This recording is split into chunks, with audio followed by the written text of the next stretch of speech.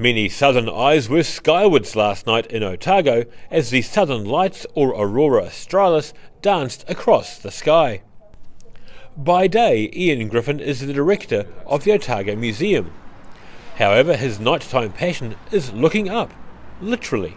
Well, last night there was an amazing display of the Aurora australis.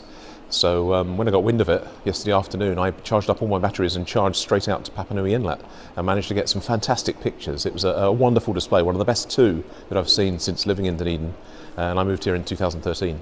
He's seen a few examples of Aurora during his time in the south, and says last night's display was among the most spectacular.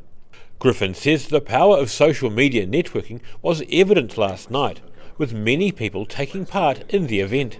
The really amazing thing about social media is if there's something happening, very quickly people all over the place get wind of it. As I say, yesterday afternoon I knew from the numbers that we were seeing from the satellites that there was going to be a big aurora. A few people posted something on Facebook and on Twitter, and then all of a sudden it was all over the place. And in fact, last night I was up on top of Signal Hill taking some video, and the place was teeming with students, all of whom getting selfies and having a great time under the aurora. However, astronomy hasn't always been so accessible, as a relic from the 18th century is proudly being displayed at the Otago Museum as the oldest telescope in New Zealand. And when this telescope was used, astronomy was really the domain of the gentleman astronomer.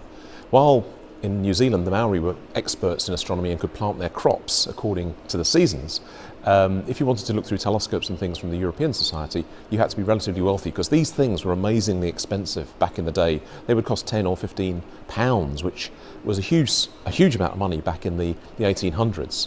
So we've got this fabulous telescope. It's just been fully restored, and we're rather pleased that we've stolen a march on Te Papa, and what was the oldest telescope in New Zealand is now the second oldest, and because the oldest one on display is here in Dunedin. Griffin says aurora are caused by material from the sun interacting with the Earth's magnetic field and making the Earth's atmosphere glow. Astronomers know when the material leaves the sun, people have a 2 to 3 day warning that the southern lights are once again likely to glow.